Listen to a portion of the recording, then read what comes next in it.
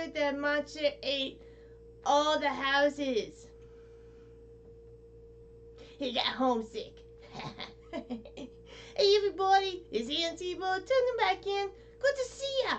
Hope you all been doing well and you've been having a fun week with fairy tale time with Miss Mythril. I'm glad to be back. I've been watching from off deck, but got me a front row seat, so I've been knowing what's going on. Miss Mythril. Yes? What's with the hat? I'm glad you asked. Hey friends, good to see you again. This is Miss Mythril turning back in with Auntie. Hey. And this actually is not a hat. It's not? No, it's a headpiece though. Yeah, hats are headpieces too. These are my antlers. I got them at a very special convention not too long ago. I like deer. I think their antlers are really cool.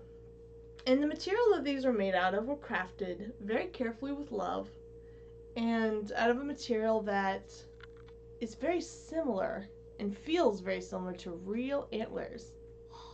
And it made you look like a monster. Because that's what we're talking about today. Absolutely. Today's episode, and it's very fitting that it should be happening on a Friday, we're going to be just having some fun, kicking back. I mean, we're always trying to have fun, but I think you'll find today's episode to be extra monsterly spectacular. Ah! One of Miss Mythril's favorite things is to dress up and just be silly, as you might have noticed so far.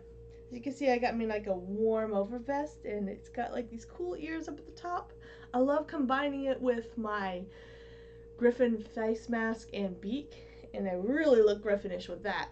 Tie this over, zip it up, and I'm snug and ready to go for cold weather, kind of like today. Yeah, super chilly outside. What's up with that? I thought this was supposed to be springtime. It is, but the weather's been absolutely crazy today.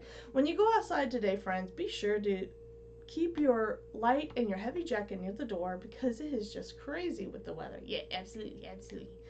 But, you can always just stay inside and tell bad monster jokes all day. What does the baby monster call his parents? What does the baby monster call his parents? Mummy and Daddy. Daddy. It's a bit dark. Alright, well, so got some extra fun things that's been happening. This week I received some really awesome gifts that are going to be making the show even better starting next week. And I'm really grateful. We're going to have new books and we're going to have some new materials to play with so we can expand our learning and learn some neat things such as fractions and work on our big numbers.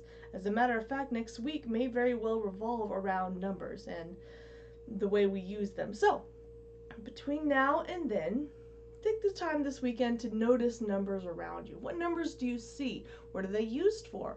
Most importantly, what do they mean? We'll talk more about that next week. All right. So, it's time to get the schedule out. Yeah, you've been working on your check marks? You've been practicing real good on that?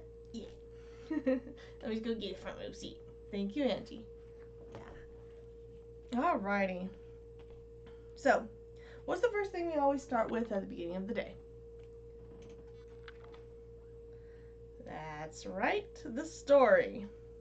Do you remember what the word is for the second thing that we do? What's the three-letter word? Fun. That's right. All right. Get your writing hand up. Shake it all around. Crack your neck a little bit. Do some stretches. And let's take a look at today's schedule. No dancing letters today. We've turned off the filter so that we can work on it some more and perfect it better for next week. So, first word we have here is story. S-T-O-R-Y. That second word, fun. F-U-N. And then tale. T-A-L-E. And as we said at the beginning of the word, or the beginning of the week, the tale for this week is not a folk folk tale, but rather just a fairy tale, because we've been talking about monsters and fairy tales all this week. Have you had a chance to sit down and enjoy any really good stories? Maybe make one up yourself. If you haven't, I'd recommend doing it. It's a lot of fun. The stories can be about anything. It can be about you, or some of the people you care about, or people that you don't know. I mean, you'd like to learn more about. That's a great thing about fantasy stories. So, let's go ahead and get our check mark fingers ready again. Ready? 1, 2, 3, and check. Boop. Boop. Marker's gonna go there. Alrighty.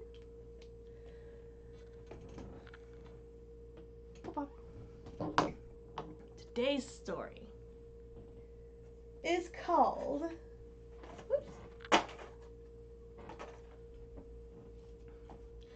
Leonardo the Terrible Monster.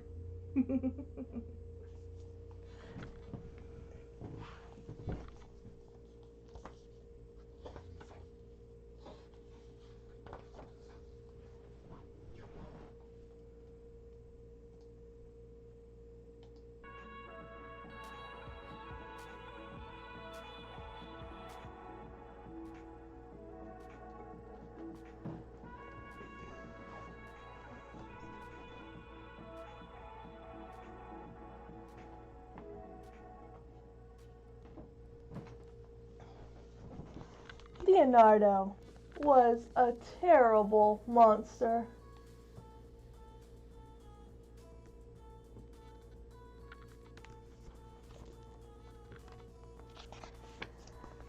He couldn't scare anyone. Look at that tantrum he's throwing. He's trying to scare them. But do they look scared? No. You might be thinking, oh, he's so adorable. He didn't have 1,642 teeth like Tony. But no, not all teeth are shown.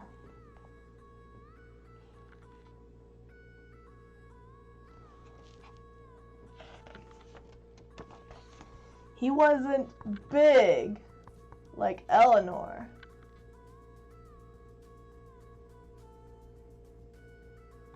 She's so big you can't even see her on the full page. No, you can see her nice painted toesies though. And he wasn't just plain weird like Hector. What's so weird about Hector? It looks like a commonly nice guy to me. Well, that's because you're a monster, another of his kind.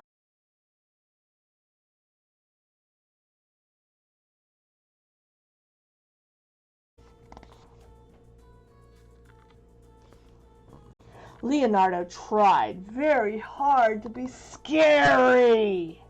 Rawr.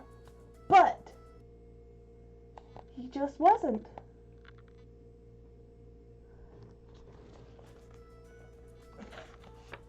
One day, Leonardo had an idea. He would find the most scaredy-cat kid in the whole world and scare the tuna salad out of him. Arr! Tuna salad, huh? That's one of the foods you don't like, Miss Mythril. Yeah, I don't care for tuna at all. Leonardo researched. Means he read lots of books. Until he found the perfect candidate.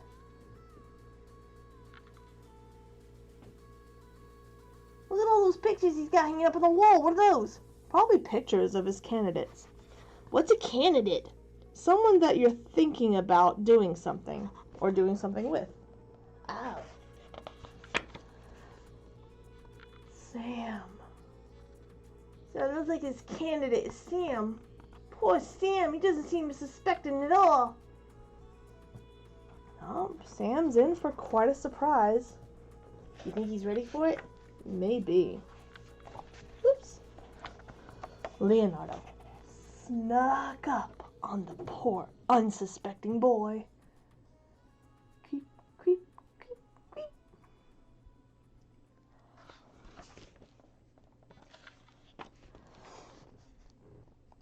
And the monster gave it all he had.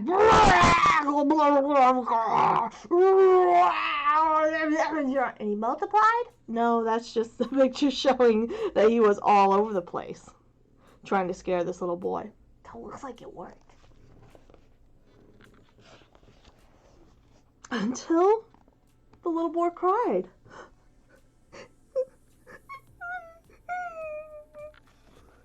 Yes, cheered Leonardo. I did it. I finally scared the tuna salad out of somebody. Wasn't very nice. No, it wasn't. No, you didn't, snapped Sam. Oh, yeah, replied Leonardo. Then why are you crying?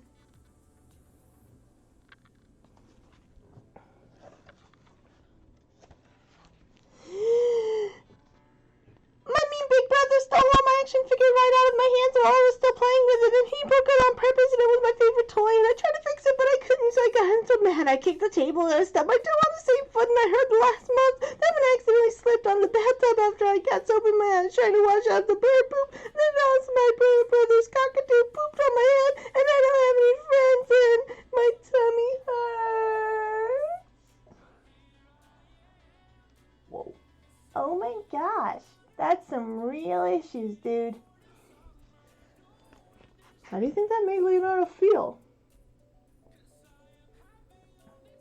He kind of looks like he's a little bit afraid. But maybe feeling bad for him?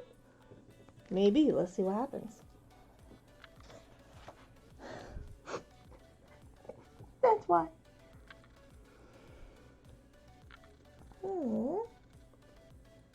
Now how does he feel? Now he just feels plain bummed out. Poor Sam. My thoughts exactly. So I cheer up. Then Leonardo made a very big decision. And apparently a really big face.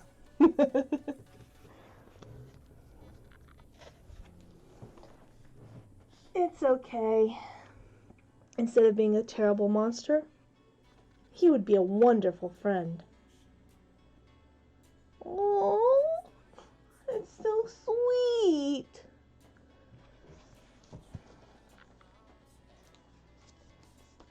Oh, look at that. They're holding hands and they're getting ready to go together. Where are they going? Where do you think they're going?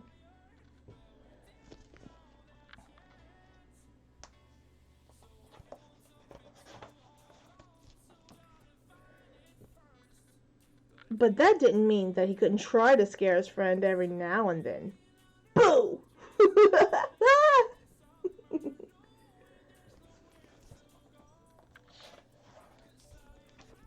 The end. Oh, he's gonna get him back. He's gonna get him real good.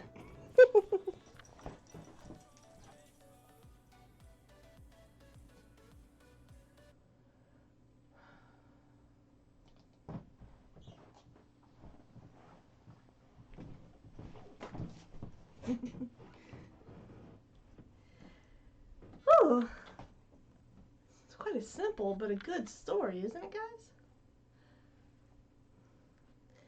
Have you ever felt like that you couldn't do something right, like Leonardo?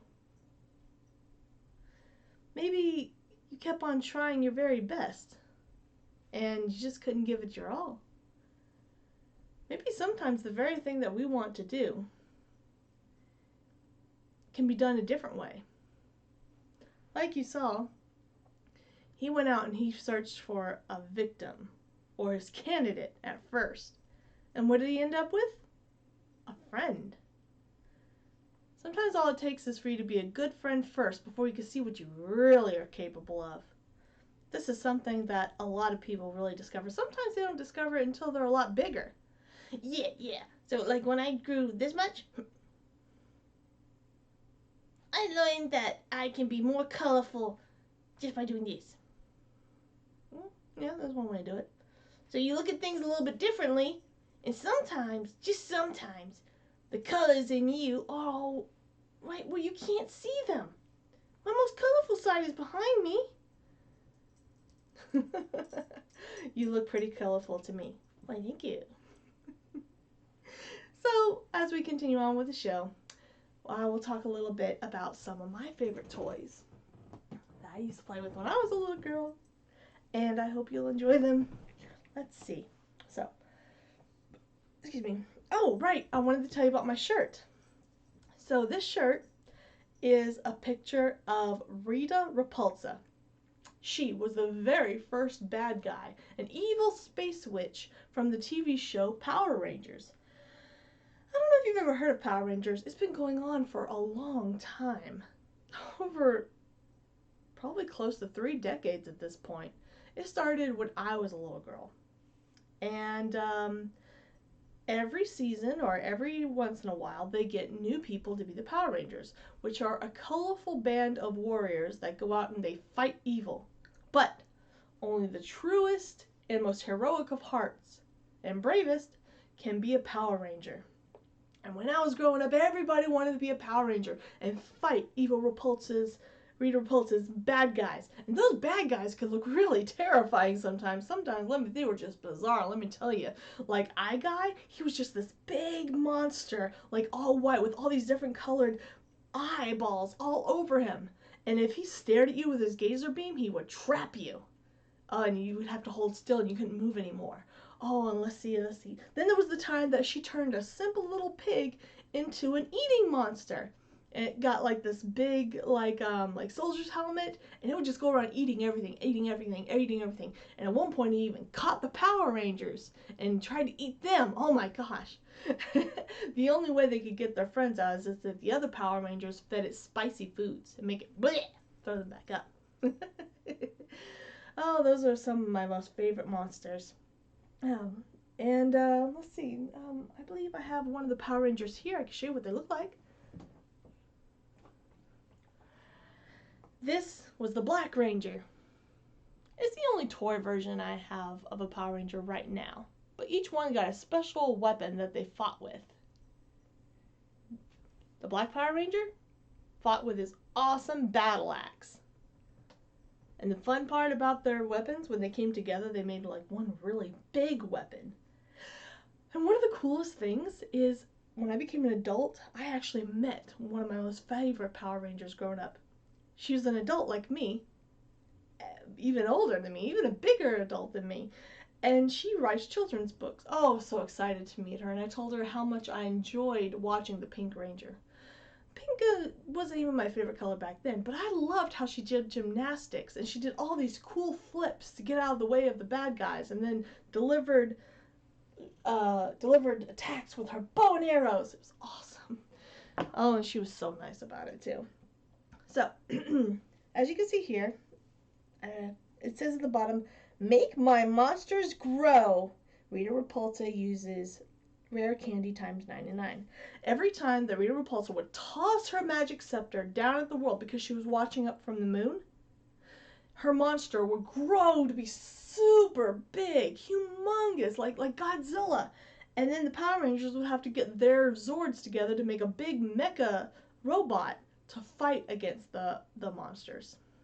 So, the monsters she has are what's called Pokemon.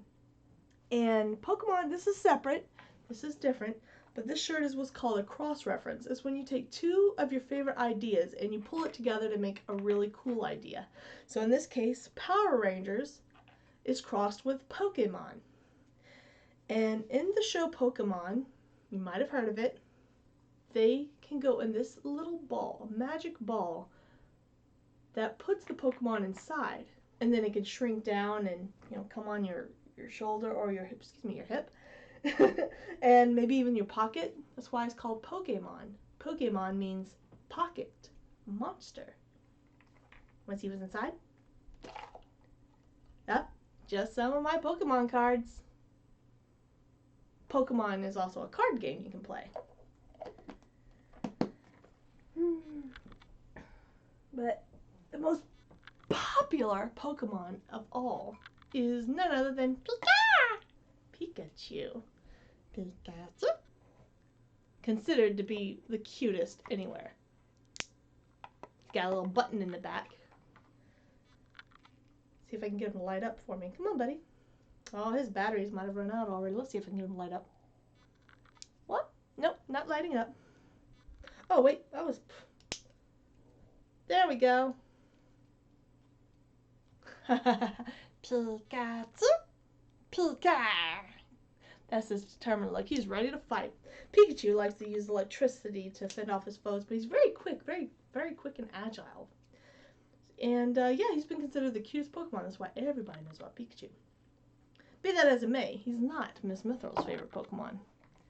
My favorite Pokemon of all time is Arcanine. It doesn't look quite this dwarfish usually. If he was a real Pokemon, if Pokemon were real, he would be as big as an elephant almost, like 6 feet tall. Big puppy, breathes fire, and what I like about him is he's very versatile. He's very majestic and beautiful looking. Like when he runs, the little tufts on his paws look like wings.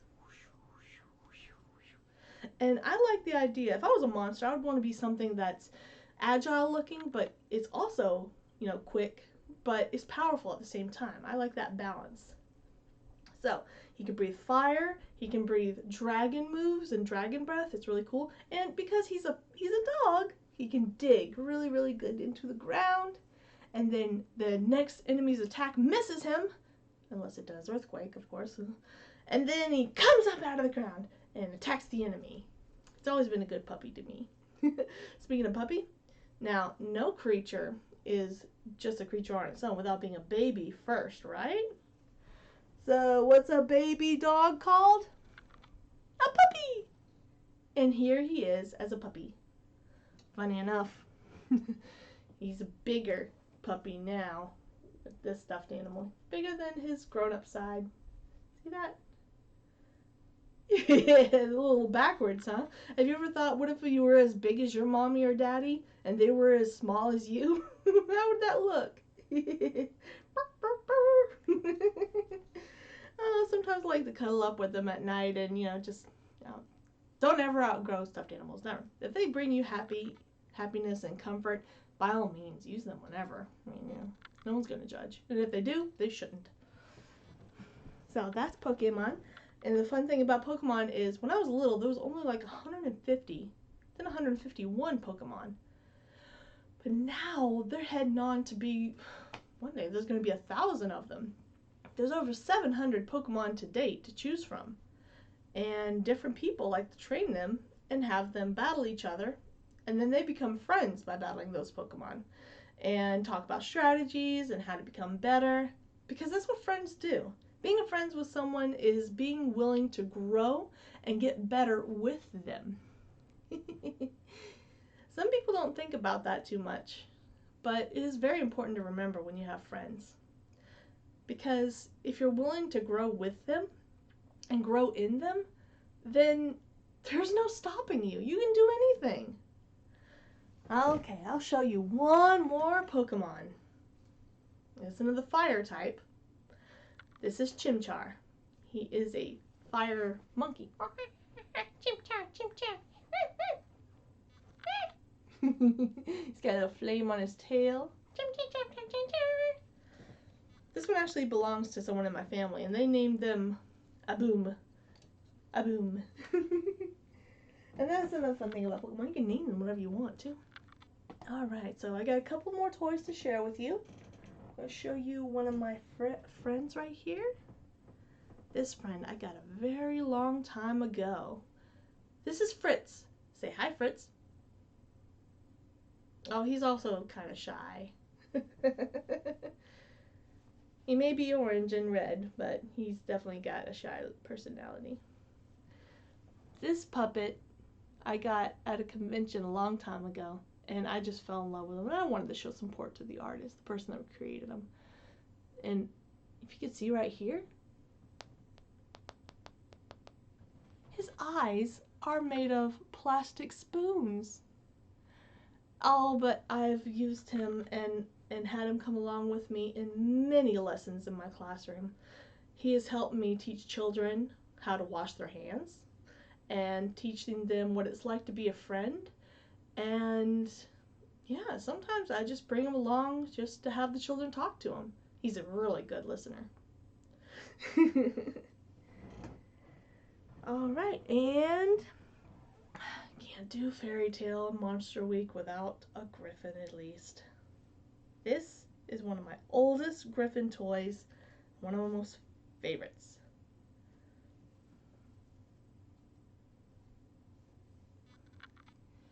It's really cool, huh? It's got the head and wings of an eagle, and yeah, I can change these wings around. I can make them fold up if I want to, because it's got some wire in there. I can make them spread out. I can make them bend back. It'll be perfectly okay. It's got a lion's tail. It's really cool.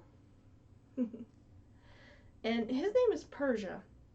The reason why I called him Persia was so that I never forget where griffins came from. And I read online that one of the first places that ever came up with the idea of griffins was Persia. Personally, I thought it was Greece, but that was at least according to that source. And I like remembering fun things that I like to learn, so I call him Persia. And he's a very cool creature. One of my favorites. Again, I like balance. I like the balance of, I like having everything, you know, just having everything available to me and access to it. So that's me. And I had one more friend. Oh, you can't see it, but my floor is like littered with all sorts of different creatures and animals. Everything you've seen, they're just kind of laying out and hanging around. Oh, oh goodness.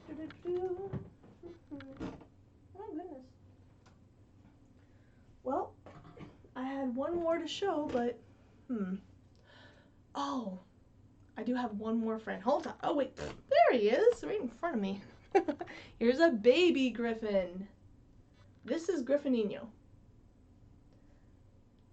There is a story that I've read, and I'd love to share it with you one day. Next time we do like a full story reading, maybe this summer, we can read it. It's called Save the Griffin, and it's a children's book about these two children that find a baby griffin like this. And they're from a place called Italy. And they decided to call it Griffinino, which means small or beloved griffin.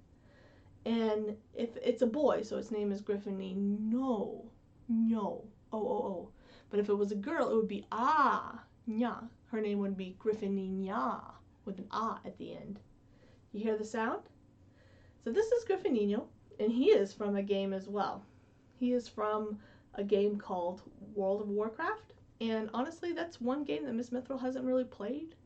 Never really got into it, but I love that it's got griffins, and someone gave me a very, very nice deal on this guy, and he's been my buddy for over 10 years.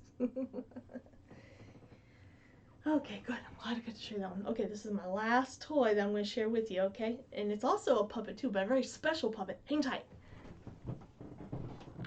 I had to put this one off to the side because it's a little fragile, and I didn't want it to get hurt amongst all this clutter. Alright, give me just a second.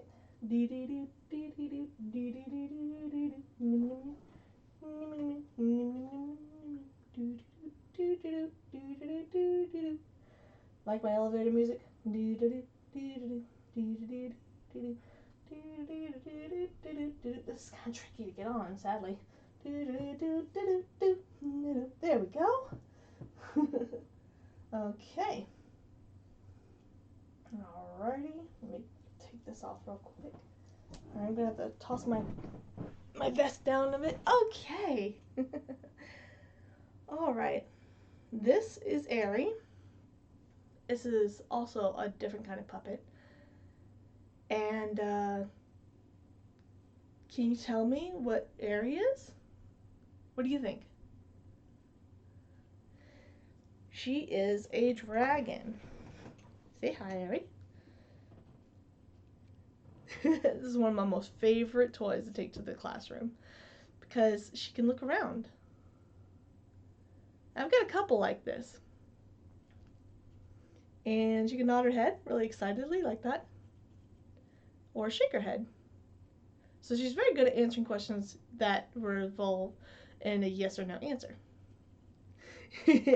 Another great thing about her is I can also adjust her wings.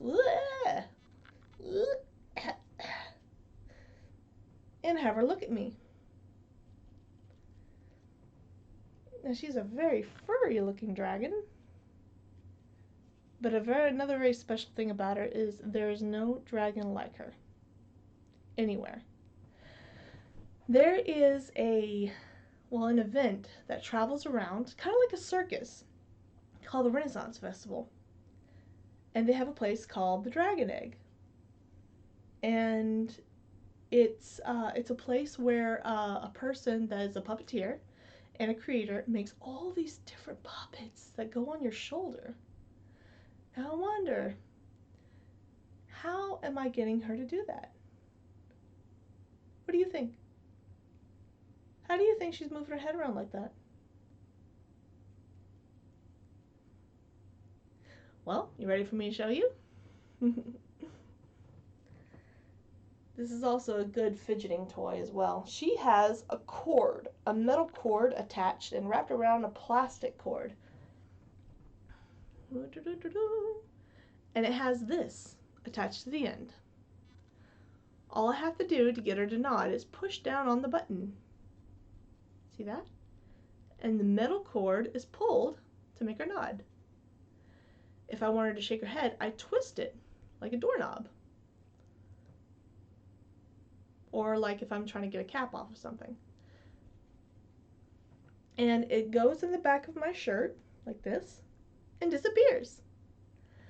It's particularly handy if I have like long sleeves on, so that the cord can go in the long sleeves. And when nobody's watching, when they're too busy paying attention to my puppet area here, I'm pushing that button. Sometimes I'll have the children ask her a question that resolves and responds with yes or no. And they really enjoy just seeing her move around like that. Sometimes she just looks around, slowly, checks out the scene. Okay, so you want to play with her for a second? I would love to share Ari with you. Go ahead, ask Ari a question. We'll see what she says.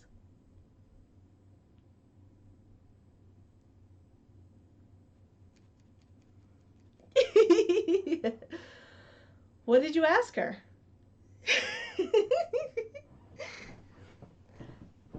Alright, and that's my last story to share for now.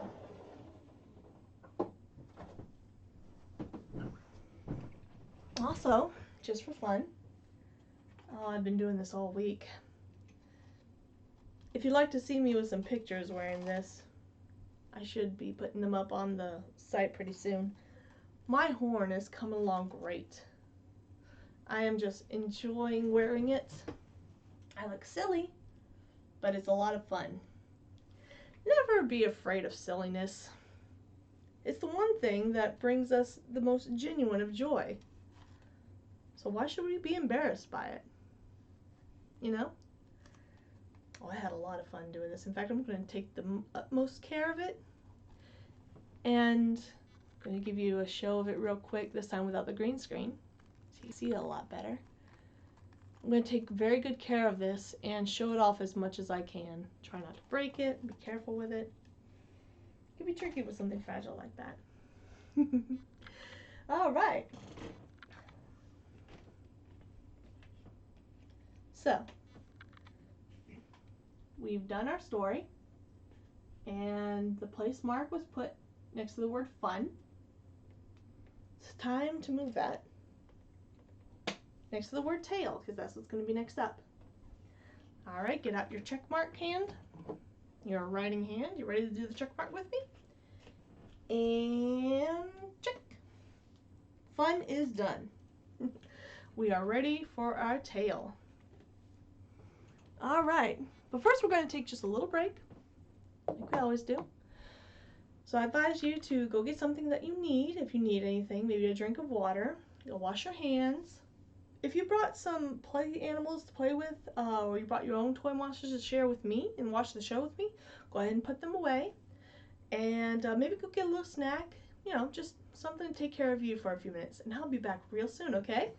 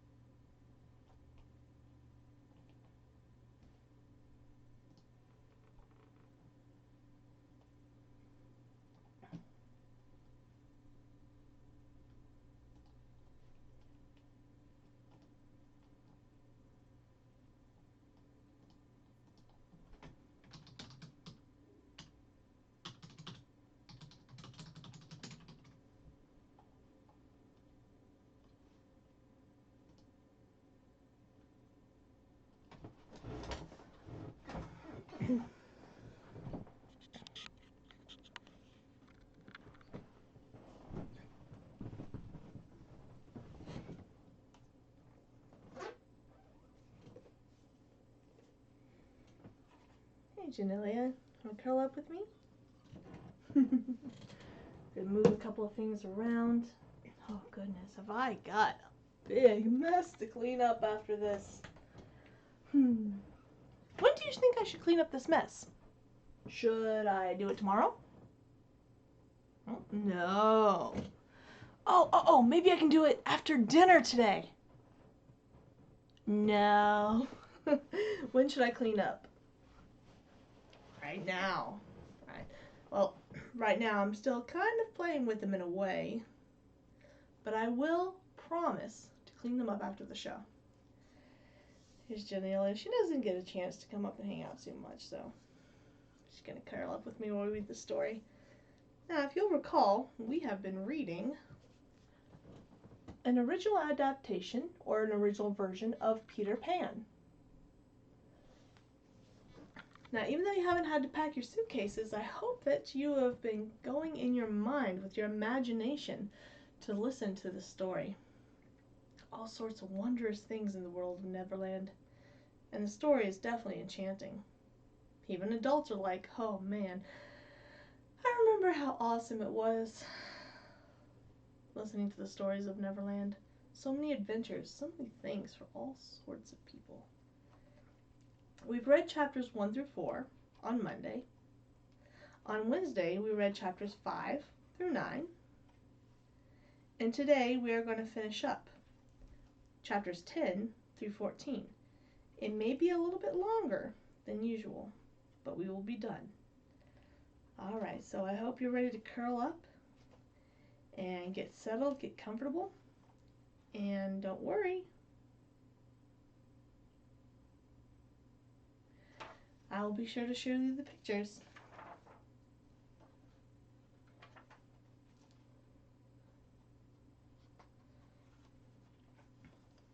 Chapter 10, Wendy's Story. Nibs had to knock twice before he got an answer, though Tink had really been sitting up in bed listening for some time. "Who are you? How dare you? Go away!" she cried. "You are to get up, Tink," Nibs called, "and take Wendy on a journey." Of course, Tink had been delighted to hear that Wendy was going, but she was jolly well determined not to be a courier. And she said, in still more offensive language, then she pretended to be asleep again. Remember the picture of the crocodile? That means we have begun the chapter.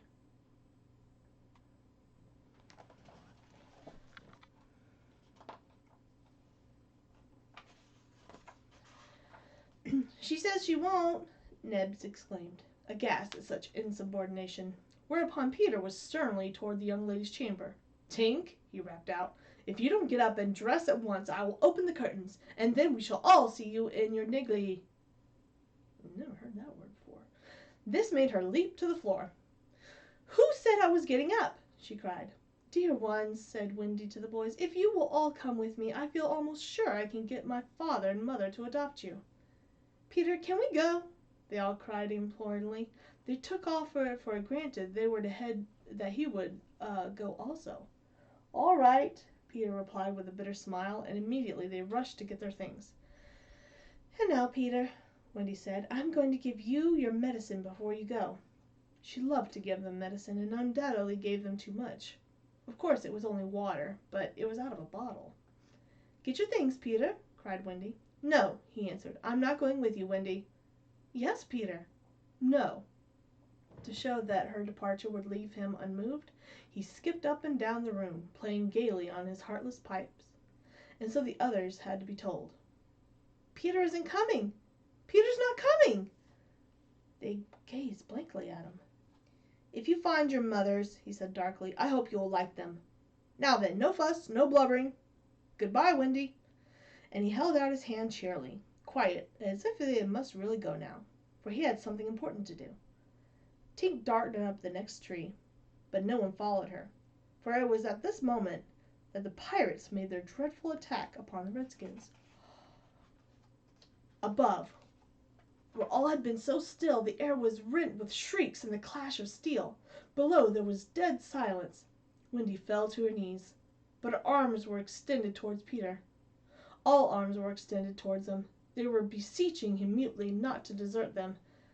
As for Peter, he seized the sword, and the lust of battle was in his eye. The pirate attack had been a complete surprise. To what extent Hook is to blame for his tactics on this occasion is for the historian to decide. The night's work was not over yet, for it was not the redskins he had come out to destroy, but the bees to be smoked, so that he should get at the honey. It was Pan that he wanted, Pan and Windy and their band, but chiefly Pan. There was something about Peter which goaded the pirate captain to frenzy. It was not his courage, it was not his engaging appearance, it was Peter's cockiness. This had got on Hook's nerves. That means out of everything about Peter Pan, the pirate really just wanted Peter Pan because he was so cocky.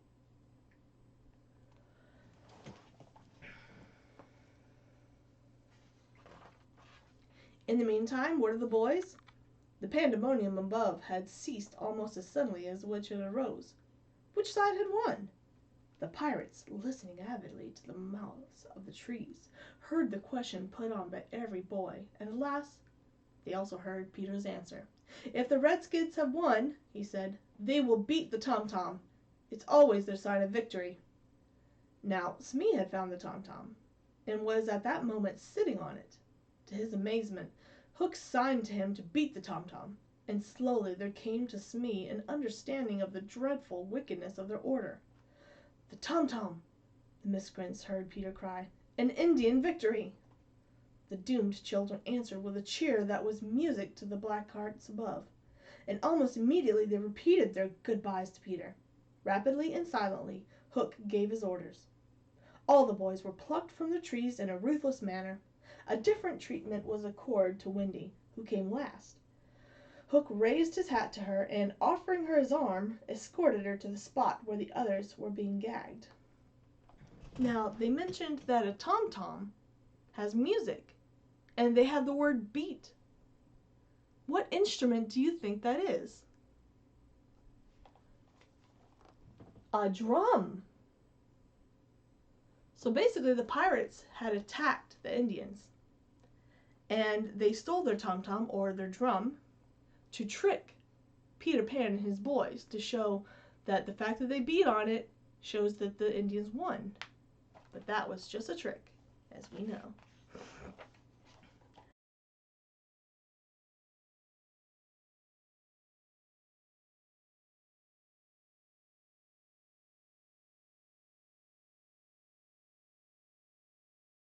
Indicated that Windy's little house must be used as a conveyance. The children were flung into. 4 stout pirates raised it to their shoulders, and singing the hateful pirate chorus, the strange procession set off through the woods. The pirates had caught them.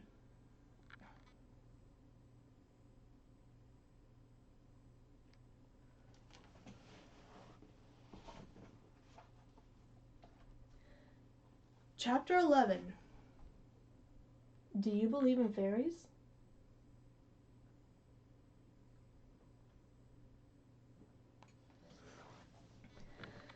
The first thing Hook did on finding himself alone in the fast-falling night was to tiptoe to one of the larger trees, and make sure that it provided him with a passage. Intently he listened for any sound from the netherworld, but it was all silent below and above. Was that boy asleep, or did he stand waiting at the foot of the tree with his dagger in his hand? There was no way of knowing, save by going down, and so he did. On the bed lay Peter, fast asleep.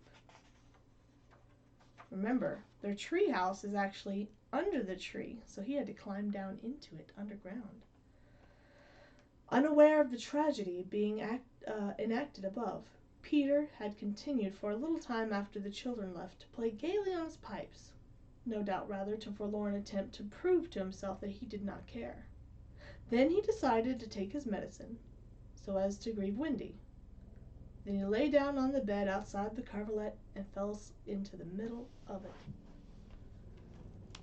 Oh no, Peter was asleep this whole time, so he didn't hear anything. And there's Captain Hook. ready for Peter Pan. Thus defenseless, Hook found him. His eye caught sight of Peter's medicine standing on a ledge within easy reach. Lest he should be taken alive, Hook always carried about his person of a dreadful drug, which was probably the most virulent poison in existence. 5 drops of this, and now he added to Peter's cup. Then, turning, wormed his way with difficulty up the tree. Peter slept on. Finally, he was woken by Tink, her face flushed and her dress stained with mud. She told of the capture of Wendy and the boys. Peter's heart bobbed up and down as he listened. "I'll rescue her," he cried, leaping at his weapons. And as he leapt, he thought of something he could do to please her. He could take his medicine. His hand closed on the fatal draught. "No!" shrieked Tinker Bell, who had heard Hook muttering about his deed as he sped through the forest. "Why not?" "It's poison!" "Who could have poisoned it?" "Hook!" "Don't be silly. How could Hook have gotten down here?" He raised the cup, and with one of her lightning movements, Tink got between his lips and the cup and drank it to the dregs. "Why, Tink, how dare you drink my medicine?" But she did not answer. Already she was reeling in the air. "What's the matter with you?" cried Peter, suddenly afraid. "It was poisoned, Peter." "Oh, Tink, did you drink it to save me?" "Yes." "But why, Tink?" Her wings would scarcely carry her now, but in reply she alighted on his shoulder and gave his nose a loving bite. Then, tottering to her chamber, lay down in the bed. He had almost filled the 4th wall of her little room as he knelt near her in distress. Remember, she's a little fairy, so she's got a little tiny home. Every moment her light was growing fainter, and he knew that if it went out she would be no more. Her voice was so low that at first he could not make out what she was saying. Then he made it out. She was saying that she thought she could get well again if children believed in fairies. Peter flung out his arms. There were no children here, and it was night time, but he addressed all who might be dreaming of Neverland. "Do you believe?" he cried. "If you believe," he shouted to them, "clap your hands. Don't let Tink die." Many clapped. Some didn't.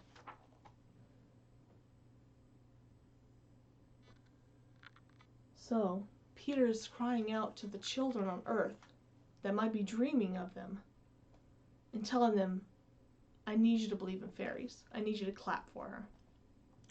Tink was saved. First her voice grew strong, and then she popped out of the bed. Then she was flashing through the room for more merry impudent than ever. "And now to rescue Wendy," cried Peter. Whew, that was close.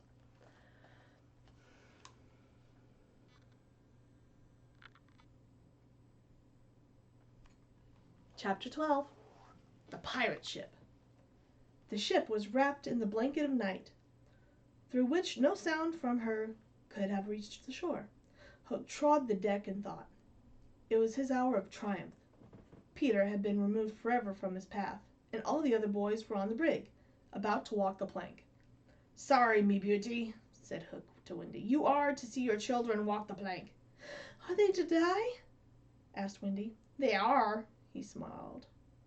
His intention was to turn her face so that she could see the boys walking the plank one by one. But he heard something else instead. It was the terrible tick, tick of the crocodile. Hook crawled onto his knees along the dock, as far from the sound as he could. "Hide me!" he cried hoarsely. The boys rushed to the ship's side. Then they got the strangest surprise of the night of nights. For it was no crocodile that was coming to their aid. It was Peter. The real crocodile's clock had run down, and he wasn't ticking any more. So Peter decided he would tick. Then all the wild beasts should believe that he was the crocodile and let him pass.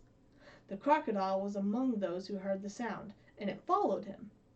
Peter vanished into the cabin. "It's gone, Captain," Smee said, wiping his spectacles. Hook listened so intently that he could have caught the echo of the tick. There was no sound at all. "Fetch the cat, Jukes," said Hook. "It's in the cabin." Aye, aye, said Jukes. Suddenly there was a dreadful screech.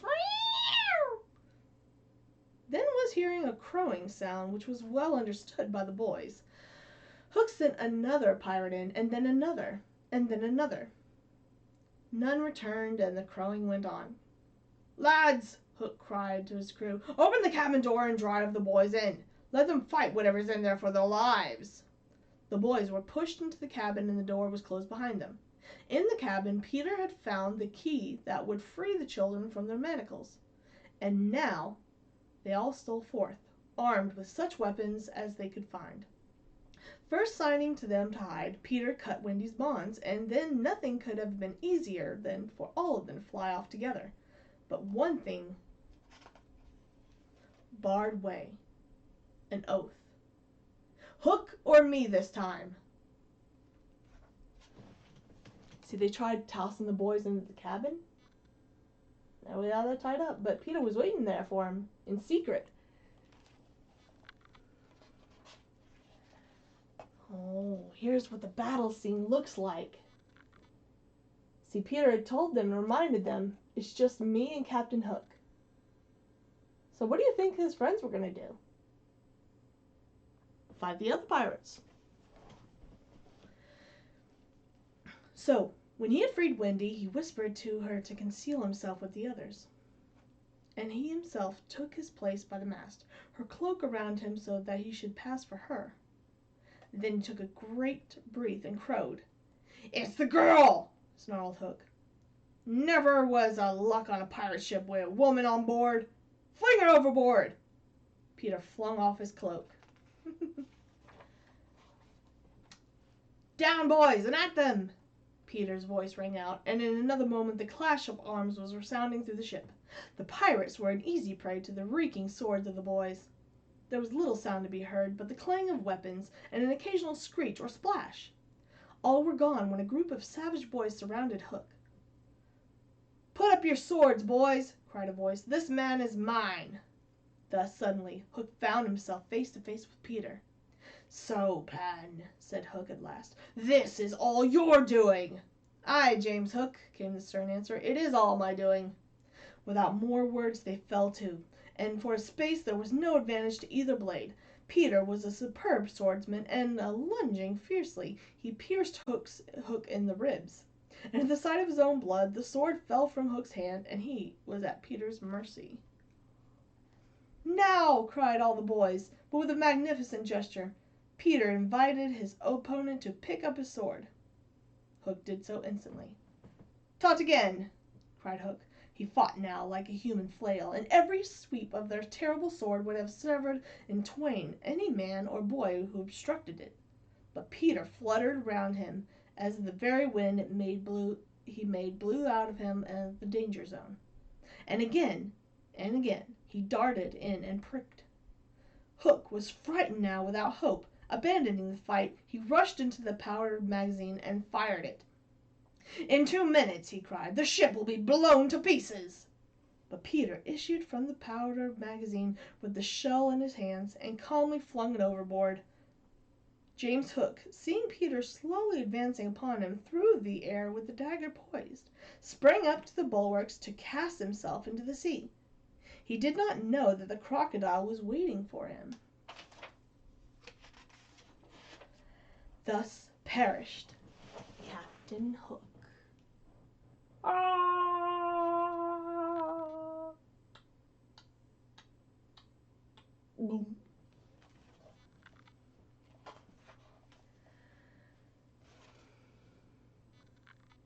Chapter 13. The Return Home. We must now return to that desolate home from which 3 of our characters had taken heartless flight so long ago. The only change to be seen in the night nursery of Mr. and Mrs. Darling's house is that between 9 and 6, Nana's kennel is no longer there. When the children flew away, Mr. Darling felt in his bones that all the blame was his for having chained Nana up and having thought the matter out with anxious care after the flight of the children. He went down on all fours and crawled into the kennel. He swore that he would never leave the kennel until his children came back. Oh, so their dad was so sad that he locked Nana up that he himself went into Nana's doghouse and stayed there. Every morning, the kennel carried with Mr. Darling into a cab, which conveyed him at his office, and he returned home in the same way at 6. On Thursday evening, Mrs. Darling was in the night nursery, a very sad-eyed woman. "Oh, Nana, I dreamt my dear ones had come back." Nana had filmy eyes, but all she could do was put her paw gently on her mistress's lap. Mr. Darling put his head out of the kennel and asked his wife, "Won't you play me to sleep, or on the nursery piano? And shut that window, I feel a draught." "Oh, George, never ask me to do that." "The window must always be left open for them, always, always." She went into the day nursery and played, and soon he was asleep. And while he slept, Peter and Tinker Bell flew into the room.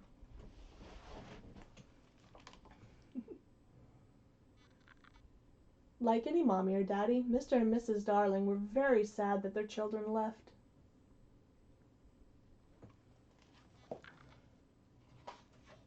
"Quick, Tink," he whispered, "close the window. When Wendy comes, she will think her mother has barred her out, and she will have to go back with me." Instead of feeling that he was behaving badly, he danced with glee. Then he peeped into the day nursery to see who was playing. He whispered to Tink, "It's Wendy's mother. Oh, she is a pretty lady, but not so pretty as my mother." Of course, he knew nothing whatever about his mother, but he sometimes bragged about her. He cried exultantly, "You will never see Wendy again, lady, for the window is barred." He peeped in again to see why the music had stopped, and now he saw that Mrs. Darling had laid her head onto the box, and that 2 tears were sitting in her eyes. "She wants me to unbar the window," thought Peter, "but I won't." He peeped again, and the tears were still there. "She's awfully fond of Wendy," he said to himself. "Oh, all right," he sighed at last and gulped. Then he unbarred the window. "Come, Tink," he cried, "we don't want any silly mothers," and he flew away. Thus Wendy and John and Michael found the window open for them after all. "I say," cried John, "the kennel!" And he dashed across to look into it. "Hello," he said, "there's a man inside." "It's Father!" exclaimed Wendy. "Let's all slip into our beds and be there when Mother comes in, just as if we had never been away." And so when Mrs. Darling went back to the night nursery, she saw them. But she did not believe they were there. She saw them in their beds so often in her dreams that she thought it was just a dream hanging around for her still. She sat down in the chair by the fire. "Mother!" Wendy cried. "That's Wendy," she said, but still she was sure it was a dream. "Mother!" "That's John," she said. "Mother!" cried Michael. "That's Michael. George! George!" she cried when she could speak, and Mr. Darling woke up and Nana came rushing in.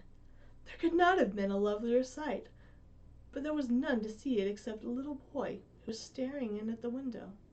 He was looking through the window at the joy from which he must be forever barred.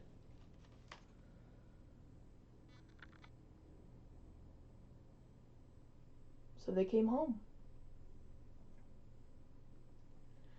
You might have noticed that the children, Wendy, Michael, and John, were speaking a little oddly.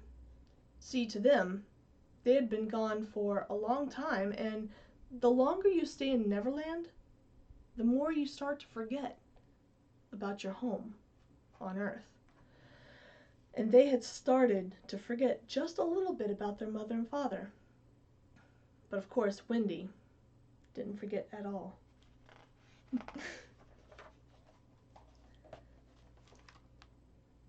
Chapter 14. When Wendy Grew Up. What do you think's about to happen? I hope you'll want to know what became of the other boys. Of course, Mrs. Darling sat at once that she would have them. Peter saw Wendy once again before he flew away. "Hello, Wendy." "Goodbye," he said. "Oh dear, are you going away?" "Yes." Mrs. Darling told Peter that she had adopted all the other boys, and she would like to adopt him also. "Would you send me to school?" he inquired craftily. "Yes." "And then to an office?" "I suppose so." "Soon I should be a man?" "Very soon." "I don't want to go to school and learn solemn things. I don't want to be a man." Mrs. Darling stretched out her arms to him, but he repulsed her. "No one is going to catch me and make me a man." "But where are you going to live?" "With Tink in the house we built for Wendy. The fairies are to put it high up among the treetops, where they sleep at nights." "How lovely!" cried Wendy. "Well then, come with me to the little house." "May I, Mummy?" "Certainly not. I have got you home again, and I mean to keep you." But Mrs. Darling saw his mouth twitch. She made the handsome offer to let Wendy go to him for a week every year and do his spring cleaning. At the end of the first year, she flew away with Peter. Wendy was pained to find that the past year was but as yesterday to Peter. It had seemed such a long year waiting for her. Next year he did not come for her. "Perhaps he's ill," Michael said. "You know he's never ill." Peter came next spring cleaning, and the strange thing was that he never knew he had missed a year. That was the last time the girl Wendy ever saw him. The years came and went without bringing the careless boy, and Wendy had a daughter. She was called Jane, and when she was old enough to ask questions, they were mostly about Peter Pan. She loved to hear of Peter, and Wendy told her all she could remember of the very nursery from which the famous flight had taken place. And then one night she heard a crow. And then the wind blew open as old whoops, and Peter dropped in on the floor. He was exactly the same as ever. He was a little boy, and she was all grown up. "Hello, Wendy," he said. "Hello, Peter," she replied faintly. Peter looked at Jane asleep in the bed. Peter came back, but Wendy was all grown up. "Hello. Is it a new one?" "Yes." "Boy or girl?" "Girl." Now surely he would understand, but not a bit of it. "Peter," she said, faltering, "are you expecting me to fly away with you?" "Of course. That's why I've come," he added a little sternly. "Have you forgotten that this spring cleaning time?" She knew it was useless to say that he had let many spring cleaning times pass. "I can't come," she said apologetically, "for I've forgotten how to fly." "I'll soon teach you again." "Oh, Peter, don't waste the fairy dust on me." "What is it?" he cried, shrinking. "I will turn up the light," she said, "and then you can see for yourself." Then she turned up the light, and Peter saw. He gave a cry of pain. When the tall, beautiful creature stood to lift him up in her arms, he drew back sharply. "What is it?" he cried again. "I am old, Peter. I am ever so much more than 20. I grew up long ago." "You promised not to." "I couldn't help it. I'm a married woman, Mother." "And Peter." "No, you're not." "Yes, and the little girl in the bed is my baby." "No, she's not." But he supposed she was. He took a step towards the sleeping child with his fist upraised. Of course he did not strike her. He sat down on the floor and sobbed, and Wendy did not know how to comfort him, though she could have done so easily at once. She was only a woman now, and she ran out of the room to try to think. Peter continued to cry, and soon his sobs woke Jane. She sat up in bed and was interested at once. "Boy," she said, "why are you crying?" Peter rose and bowed to her, and she bowed to him from the bed. "Hello," he said. "Hello," said Jane. "My name is Peter Pan," he told her. "Yes, I know." "I came back for my mother," he exclaimed, "to take her to the Neverland." "Yes, I know," Jane said. "I've been waiting for you." When Wendy returned diffidently, she found Peter sitting on the bedpost, crowing gloriously, while Jane in her night tie was flying around in the room in solemn ecstasy. "Goodbye," said Peter to Wendy, and he rose in the air, and the shameless Jane rose with him. It was already her easiest way of moving about. Wendy rushed to the window. "No, no!" she cried. "Oh, if only I could go with you!" Of course, in the end, Wendy let them fly away together. Jane is now a grown-up, with a daughter called Margaret. And every spring cleaning time, except for when he forgets, Peter comes for Margaret and takes her to the New Neverland, where she tells him stories about herself, him, and to which he listens eagerly. When Margaret grows up, she will have a daughter, who is to be Peter's mother in turn. And so it will go on, so long as children are gay and innocent and heartless. So it's kind of like the story with Puff the Magic Dragon. Little Jackie Paper had to grow up. Although most believe that Jackie Paper had children that came to play with Puff the Dragon. Just like Wendy had a daughter who would then be Peter's mother. And then that daughter would have a daughter to take care of Peter. And so on and so on.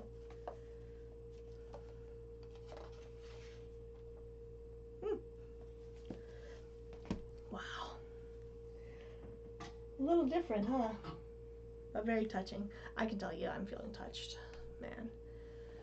It's, stories like that always did make me feel some kind of particular way. A little sad, but a little happy at the same time. Sometimes we call it bittersweet joy. Bittersweet meaning a little bit of both. Well, I know we haven't always been perfect about this, but look, Miss Mythril's remembering. See, I remember things better when I try to practice them or think about it later. We have finished our tale, T-A-L-E. So we're taking off the marker. Back up. You ready to put that check off with me? Get out your check fingers. Here we go. You ready? Down and up. Down up. And we have completed today's day. Now, I hope that you'll take away something from this. More importantly, how important it is to share and to care for one another. And if it ever helps remind you, I made up this little tune. Hope you like it. When you share, it shows you care. When you share, shows you care. When you share, it shows you care. When you share, it shows you care. I love sharing my time with you. Now, I will see you all next week. Remember, on Monday, we are starting our numbers. So during the weekend, keep a keen eye out for those numbers and see if you can decide why numbers are so important. I can think of one way. In the story that we've been reading, every time we came to a new chapter, we needed a number to tell us what chapter we were in. Like chapter 1, all the way through chapter 14. Now, I will see you guys next week. Goodbye. Goodbye. Thanks for being with me today.